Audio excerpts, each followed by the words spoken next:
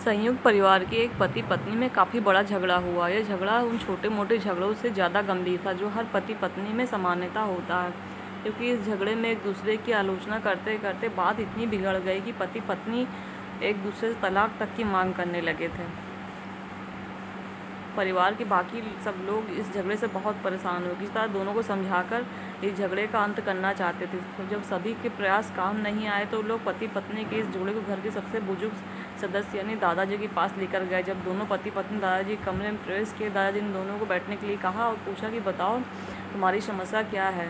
दोनों पति पत्नी एक साथ बोल पड़े, एक दूसरे पर आलोचनाओं की झड़ी लगा दी। जितनी कमियां पत्नी अपने पति में गिना रही थी, उससे ज़्यादा कमियां पति भी अपनी पत्नी में गिना रहा था और कई मिनटों तक यह सिलसिला चलता रहा।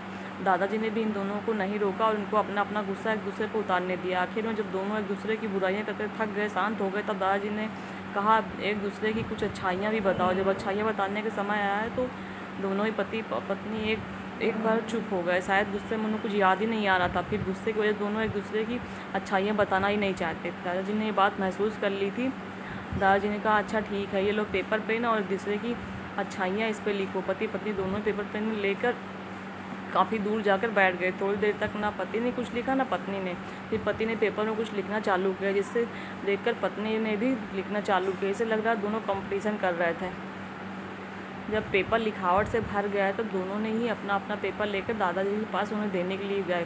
दादाजी ने दोनों को पेपर लेने से मना कर दिया और कहा कि अपने अपने पेपर एक दूसरे को दे दो, अब एक दूसरे के पेपर पढ़ो। पति ने पत्नी और पत्नी ने पति का पेपर दे दिया, एक दूसरे के पेपर पढ़ने लगे। थोड़ी देर बाद पति और पत्नी दोनों की आंखों में आंसू आ गए थे। पेपर में अपने बारे में लिखी अच्छाइयाँ पढ़कर पत्नी तो फूट फूट कर रोने लगी। पत्नी को रोता देख पति उसे चुप कराने के लिए दौड़ पड़ा, माफ़ी मांगते हुए मनाने लगा। पत्नी ने भी पति की माफ़ी मांगी और माहौल ऐसा हो गया जैसे कोई झगड़ा हुआ ही नहीं था। कमियां और खूबियां जगत के हर इंसान में होती हैं। अब हमारे ऊपर होता है कि हम कमियां देखकर अपने जीवन को नरक बना लें या खूबियां देखकर अपने जीवन को स्वर्ग बना लें। तो कैसी लगी आपको मेरी आज की ये स्टोरी? अगर अच्छी लगी हो तो प्लीज़ मेरे चैनल सब्सक्राइब करें, लाइक करें, कमेंट करें और शेयर भी करें। Thank you.